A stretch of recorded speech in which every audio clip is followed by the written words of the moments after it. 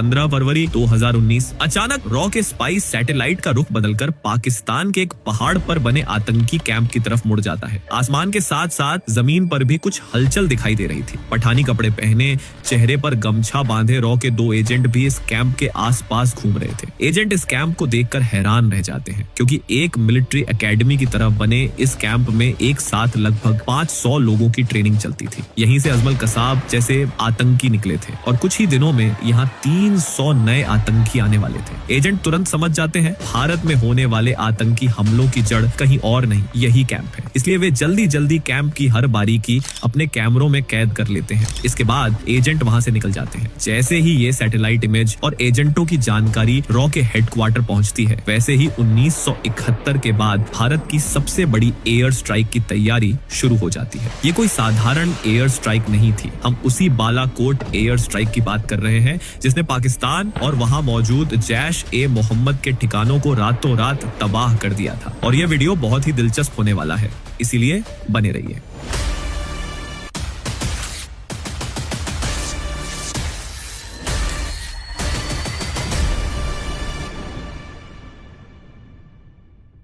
उन्नीस फरवरी 2019 लगभग 4 दिन तक सारी इंटेलिजेंस इकट्ठा करने के बाद रॉ के प्रमुख अनिल धस्माना आधी रात को ही प्रधानमंत्री मोदी के आवास पहुंच जाते हैं। वह प्रधानमंत्री से कहते हैं, सर, आपके निर्देश के अनुसार हमने मसूद अजहर को उसके किए की सजा देने की पूरी तैयारी कर ली है। यह सुनते ही बिना चेहरे का भाव बदले प्रधानमंत्री तुरंत कैबिनेट कमेटी ऑन सिक्योरिटी की एक अत्यंत गुप्त बैठक बुला लेते हैं। इस बैठक में अजीत डोभाल, रक्षा मंत्री और तीनों सेनाओं के प्रमुख मौजूद थे। बैठक शुरू होते ही धस्माना सभी के सामने एक सैटेलाइट तस्वीर दिखाते हुए कहते हैं, ये पाकिस्तान स्थित जैश-ए-मोहम्मद का बालाकोट में मौजूद सबसे बड़ा ट्रेनिंग कैंप है। धस्माना आगे कहते हैं, अगर हम इसे नष्ट कर दें तो एक ही झटके में आतंकवाद कम से कम 10 साल पीछे चला जाएगा। वह आगे कुछ कहने ही वाले थे कि तभी एक अधिकारी उन्हें रोककर प्रधानमंत्री की तरफ देखते हुए कहता है, सर, हम पुलवामा का बदला इस बार सीधा स्ट्राइक करके लेंगे, इसलिए पाकिस्तान हाई अलर्ट पर है। अगर हमने अभी कुछ किया तो इसके परिणाम बहुत भयानक हो सकते हैं। यह कहकर वह अधिकारी आगे बोलने ही वाला था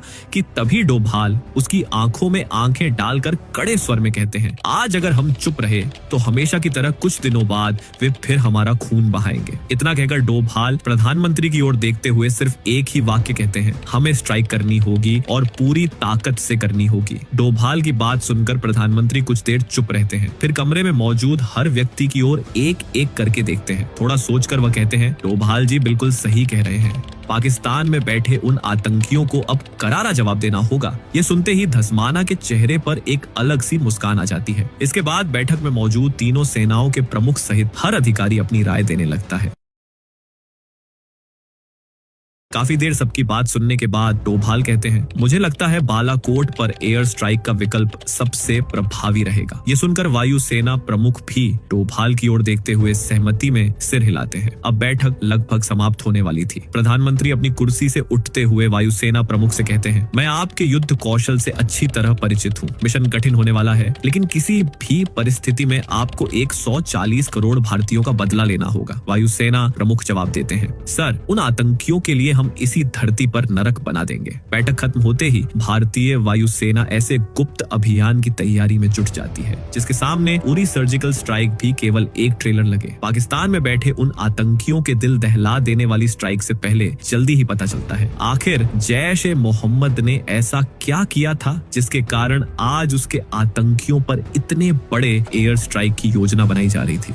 14 फरवरी 2019 उस दिन लगभग 78 गाड़ियों में करीब 2500 सीआरपीएफ जवान जम्मू से श्रीनगर की ओर जा रहे थे। गाने गाते और हंसी मजाक करते हुए हमारे जवान नेशनल हाईवे 44 से आगे बढ़ रहे थे। सिर्फ 15 मिनट ही गुजरे थे कि तभी अचानक कहीं से एक कार काफिले की तरफ तेजी से आती दिखाई देती है। हमारे जवान कुछ समझ पाते उससे पहले ही 300 किलो विस्फोटक से भरी वह कार काफिले के एक ट्रक से जोरदार टकरा कर विस्फोट कर देती है। धमाके के साथ ही हमारे 40 जवान शहीद हो जाते हैं और कई अन्य गंभीर रूप से घायल हो जाते हैं। हमले के तुरंत बाद इसकी जिम्मेदारी पाकिस्तान आधारित आतंकी संगठन जैश-ए-मोहम्मद लेता है, जिसका प्रमुख और कोई नहीं मसूद अजहर है। 30 फरवरी 2019 पीएम से अनुमति मिलते ही वायुसेना तैयारी में जुट जाती है, लेकिन वायुसेना के लिए यह मिशन योजना से कई गुना अधिक कठिन होने वाला था। भारत पुलवामा का कड़ा जवाब दे सकता है और शायद फिर से सर्जिकल स्ट्राइक करे। इस आशंका में पाकिस्तान ने अपनी लगभग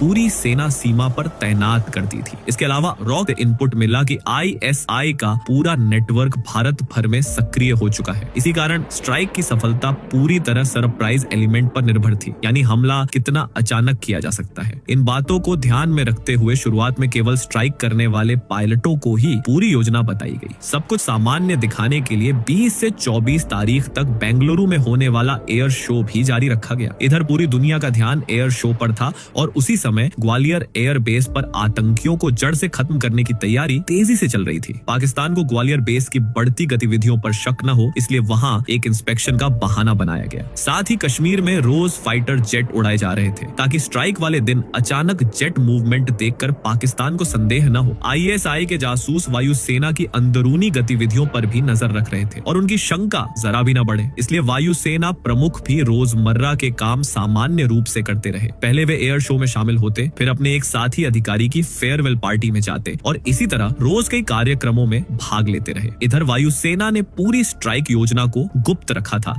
ताकि आतंकियों का अस्तित्व हमेशा के लिए मिटाया जा सके।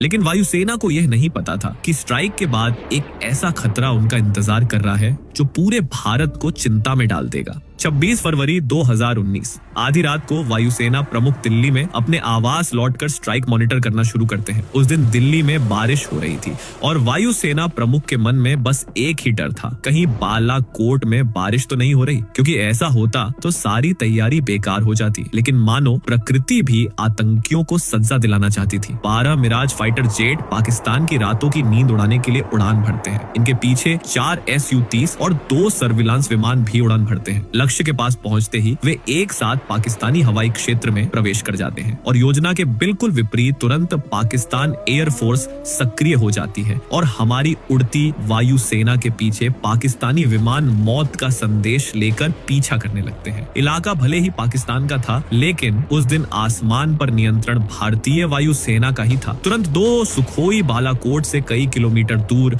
बहावलपुर की दिशा में मुड़ जाते हैं और पाकिस्तान एयरफोर्स भी उनके पीछे लग जाती है। इधर पाकिस्तानी वायुसेना का ध्यान उधर हट जाता है और ठीक रात करीब 3 बजे लाइन ऑफ कंट्रोल से लगभग 50 किलोमीटर अंदर पाकिस्तान की धरती पर भारतीय वायुसेना तबाही मचा देती है। एक के बाद एक कुल 12 लड़ाकू विमान पुलवामा में हमारे जवानों को शहीद कर निश्चिंत बैठे आतंकियों को जलते हुए नरक में झोंक देते हैं। जो बम गिराए गए थे उनकी खासियत थी, पहले वे बिल्डिंग की छत को भेद कर अंदर जाते थे, फिर अंदर विस्फोट करते थे। इसी कारण इस स्ट्राइक में आतंकियों के अलावा कोई बड़ा नुकसान नहीं हुआ। लेकिन तब तक धमाकों की आवाज आसमान गूंजाने लगती है और जैश-ए-मोहम्मद का यह सबसे बड़ा कैंप राख में तब्दील हो जाता है। भारत को दुनिया के नक्शे से मिटाने की धमकी देने वाला मसूद अजहर तब स्तब्ध बैठा रह जाता है। यह खबर वायुसेना प्रमुख के माध्यम से प्रधानमंत्री तक भी पहुंच जाती है और 12 दिन बाद आखिरकार हमारे 40 शहीदों को सच्ची श्रद्धांजलि मिलती है। 27 फरवरी 2019 अब तक पूरी दुनिया देख चुकी थी कि भारत के हाथों पाकिस्तान को कैसी हार का सामना करना पड़ा और आतंकियों को पनाह देने के कारण पाकिस्तान खुलकर एक्सपोज हो गया। भारत जानता था कि पाकिस्तान जरूर पलटवार करने की कोशिश करेगा, इसलिए LOC के पास सभी रडार और लड़ाकू विमान हाई अलर्ट पर रखे गए थे। साथ ही सेना और नौसेना को भी हर तरह के जवाब के लिए तैयार रहने का आदेश दिया गया। हमारे सैन्य नेतृत्व ने जैसा सोचा था वैसा ही हुआ। सुबह करीब 10 बजे पाकिस्तान अपने चौथी पीढ़ी के F-16 लड़ाकू विमानों के साथ LOC पार कर जाता है। पाकिस्तानी विमान भारतीय आर्मी कैंप पर बम गिराने आए थे और वे ऐसा करने की कोशिश भी शुरू कर देते हैं। तभी आसमान में उनके सामने हमारी वायुसेना के विमान यमदूत की तरह प्रकट होते हैं। अपने आप को भारतीय वायुसेना से घिरा देख पाकिस्तानियों के लिए बम गिराना तो दूर, सुरक्षित लौटना भी लगभग असंभव लगने लगता है। घबराहट में वे खाली जगह पर बम गिराकर किसी तरह भारतीय वायुसेना के आक्रामक रूप से बचते हुए पाकिस्तान की ओर भागने लगते हैं। इसी पीछा पकड़ के दौरान MiG-21 में सवार हमारे एक पायलट अभिनंदन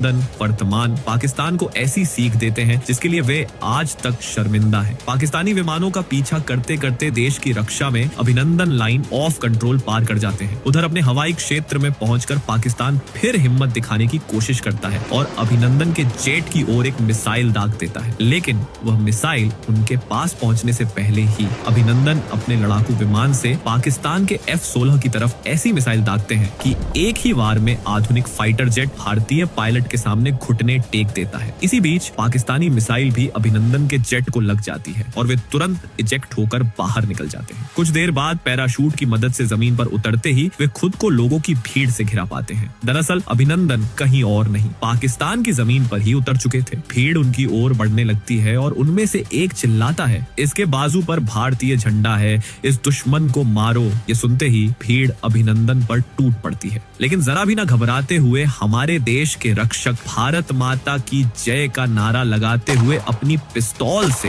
हवा में फायर करने लगते हैं। कुछ ही देर में भीड़ उन्हें काबू कर लेती है। तभी तक ये खबर पाकिस्तानी सेना तक भी पहुंच चुकी थी और वे तुरंत मौके पर पहुंच जाते हैं। पाकिस्तानी सेना तुरंत अभिनंदन को अपनी हिरासत में ले लेती है। इधर ये खबर भारत के प्रधानमंत्री तक भी पहुंच जाती है। प्रधानमंत्री तुरंत रॉ प्रमुख को बुलाकर साफ कहते हैं, अब तक पाकिस्तान हमें न्यूक्लियर युद्ध की धमकी देता आया है और हम हमेशा जंग टालते रहे हैं। दसमाना जी, आप ISI प्रमुख को साफ बता दीजिए, अगर हमारी सेना को हाथ भी लगाया तो हमारे हथियार दिवाली के लिए नहीं बने हैं। 28 फरवरी की सुबह सीक्रेट लाइन के जरिए रॉ प्रमुख और ISI प्रमुख के बीच बातचीत होती है। दसमाना उसे साफ समझा देते हैं, अगर अभिनंदन को कुछ हुआ तो उसके परिणाम बहुत भयानक होंगे और इसकी पूरी जिम्मेदारी पाकिस्तान की होगी। सिर्फ इतना ही नहीं, राजस्थान में तैनात पृथ्वी मिसाइल को भी रेडी टू फायर स्थिति में लाकर उसका रुख इस्लामाबाद की ओर मोड़ दिया जाता है। भारत की हालिया स्ट्राइक देखकर पाकिस्तान समझ जाता है कि इस बार भारत सच में कड़ा कदम उठा सकता है। यहाँ तक कि पाकिस्तान आर्मी चीफ भी भारत के इस सख्त रुख से घबरा जाते हैं।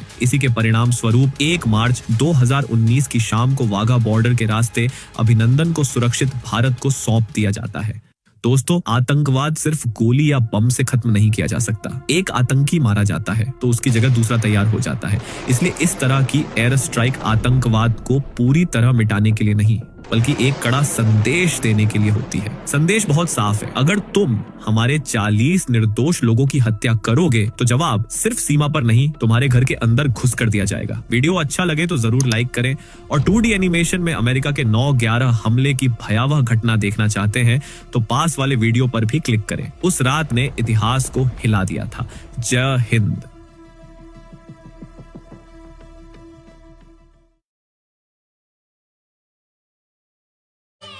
जितना हैंडसम लड़का होगा ना, उतना ही लड़की बाज निकलेगा।